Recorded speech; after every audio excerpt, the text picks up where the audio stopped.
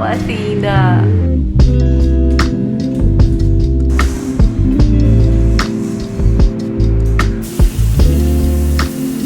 Good morning, guys! So, today, gagawin na natin yung trending na AI yearbook photoshoot. Kung nakikita nyo yung sa feed nyo, for sure nakikita nyo dahil sobrang trending niya. Hindi kasi ako na-satisfy sa result nung akin.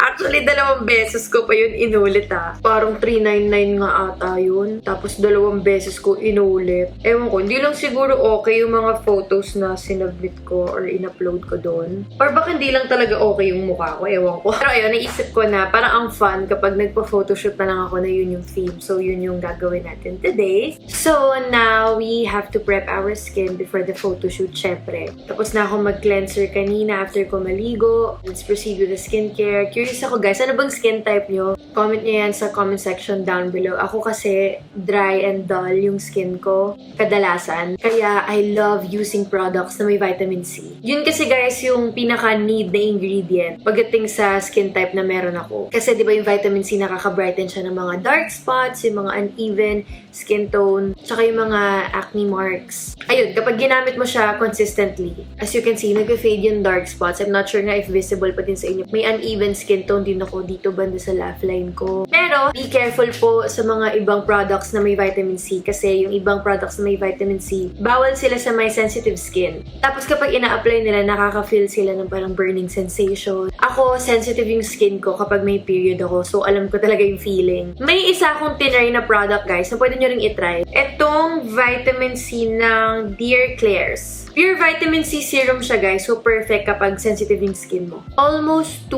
or mga 3 weeks ko na siyang ginagamit. And it does not burn at all. Hindi din siya nakakapula ng skin. Natural lang sa feeling kapag in-apply mo and feeling mo moisturized ka after. Hindi siya like yung nakakairita or greasy. Ang bilis niya mag-absorb sa skin. And okay din siya ilagay guys right after cleansing. As in yung first serum na ilalagay mo after cleansing. Kasi nga, mabilis siya mag-absorb and yung oiliness mo, less noticeable siya. Wala din siyang scent, guys. And regarding the price, I think it's just right for the quality. And it's also vegan, cruelty-free. So, if you want a vitamin care and moisturization at the same time, I will link this down below so you guys can try. Ayan guys, so naka-wide lens lang ako ngayon, so I'm not sure if super nakikita niyo yung skin ko. But, wala siyang sticky feeling at all, but it does give you a glow. So yeah, kasama na to sa list ng mga ibubudol ko sa inyo. Dahil we all know kung gaano ka-importante ang vitamin C, especially sa mga katulad kong dry skin,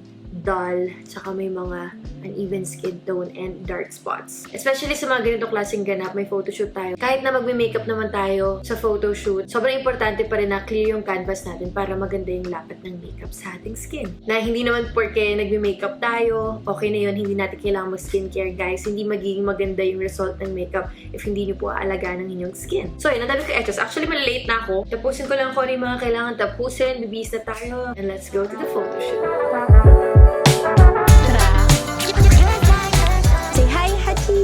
Kita ko dyan. Yes, wide lens. Hello!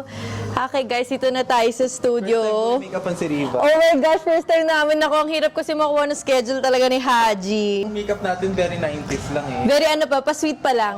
Ma-volume, ma-ganon. Kunyari may tulog tayo. Totoo to. Yes. Buti nung nagka-baby kayo hindi namipis. Hindi naman ako naglagas. Baka naglagas, hindi ko lang napansin. Sino nag-design ng studio nyo? Ang ganda talaga. Kami lang. Kayo na, Pinterest, inspired, ganun. Pili ko kahit isang layout lang kayo sa yearbook na magkasama. Ano pinaka-bet mo dun? Yung leather. Pwede, oo.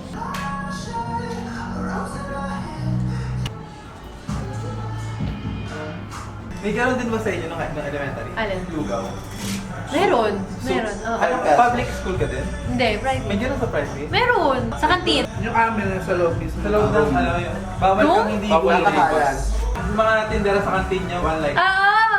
Panipisan sila. Ay, ganda. Sila yung mga nangingialam ng makeup pag graduation picture. Lalo ko natin sabi. Lalo buhok ko. Naglagay ako ng bangs nun. Angat na muna natin. Kung pangit tuloy nung pinalabasan. Hinawi. Hinawi yung bangs ko. AI nga siya, oo. Di gumagalaw, oo. Barbie nga. Si mami dati. Private Galit nga siya, mami tawag mo. Oh, Ganun ba yun? nanay lang si kami. Muji. Ayan, ayan, ayan. Perfect yan. Alam mo yabang siya, hindi siya tinuturuan. Wala siyang anggulo. Ha? Nice. That's one. Sorry, maganda. Na, Makarinig naman ako ng ganda dyan. Oo. Saka pa siya die for you. Gusto mo ulitin? Nadudumihan ako dito. Sige. Ayun no! Yan na. Totoo nga. Ito nga kaya siya. Mukha niya nga mami niya. Ganda talaga. Sa mukha niya mami niya. Mami niya.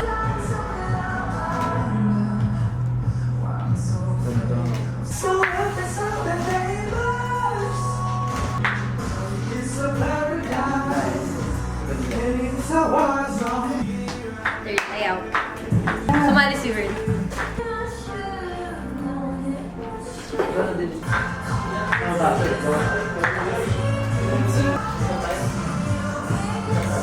Hey. Bola. Bola. Pwede din yung parang nakatao. Iba tayo kung nag-artist na yung magaling na yung mga oras na yun. Magaling siya. Magaling siya. Mami nga tawag niya. Galing din tayo. Yan. Yan, ganda niyan. Yan, perfect. Kalago mo siya.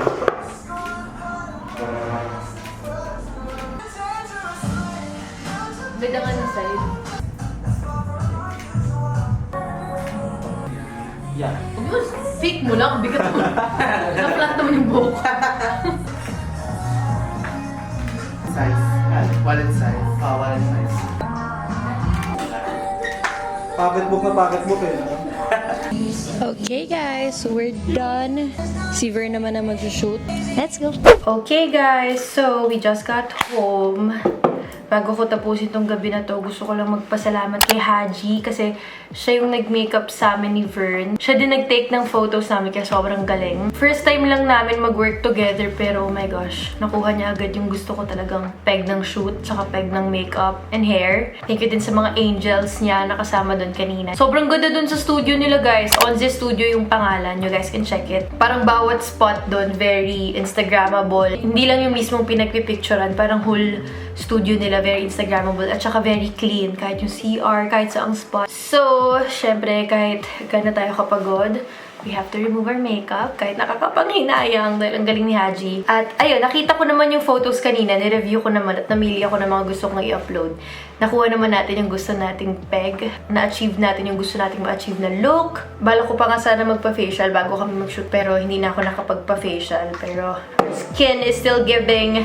Tama talaga na nag-aalaga pa rin tayo ng skin natin. Kahit na gana tayo ka-busy. Si Athena nandun na natutulog na. Yung final result guys, abangan nyo sa Instagram ko. Doon ko siya ipopost. Then, nag-vlog din si Vern kanina sa aming shoot. Kaya hindi ko na siya sinama kasi lalabas yun sa channel niya. So, you guys can check that out. By the way guys, yung nabanggit ko kanina na serum na pinang skin prep ko before the shoot, meron silang special promo sa Shopee. From October 8 to October 22, meron silang 25% discount voucher sa kanilang shop. Applicable siya to almost all products ng Dear Klairs official store. Pero kung hindi nyo pa alam yung bibili nyo dun sa Dear Klairs, i-recommend ko tong vitamin C nila na serum. This is called Dear Klairs Freshly Juiced Vitamin Drop. And then, meron din akong special Instagram live with Dear Klairs. And that's on October 13. Note kayo dun guys kasi marami akong pa-promo tsaka mga freebies. Okay, almost wala ni makeup ko. Nagtanggal lang ako using my cleansing oil. Hilamos lang tayo and ligo for sure. And I'll just do my usual nighttime skincare routine. Let me know if gusto nyo yung mapanood next time. Thank you guys so much for watching. Don't forget to subscribe to my YouTube channel. Follow me